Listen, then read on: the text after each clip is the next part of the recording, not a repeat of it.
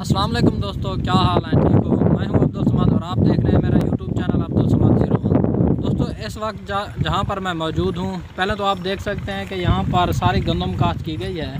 ये आप लोग देख सकते हैं कि यहां पर सारी गंदम काश्त की गई है। यहां पर पहले बहुत ही बड़ा टीला हुआ करता था, अब इस टीले को ख़त्म करके ज़मीन को आबाद किया गया है और यहाँ पर गंदम काश्त की गई है।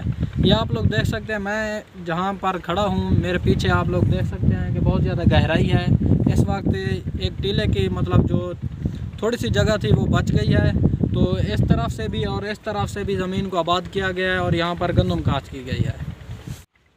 ये आप लोग देख सकते हैं यहाँ पर गंदम की काश्त की गई है। ये आप लोग देखें दूर तक, वहाँ से यहाँ पर पहले बहुत बड़ा टीला हुआ करता था, अब यहाँ पर सारी गंदम काश्त की गई है।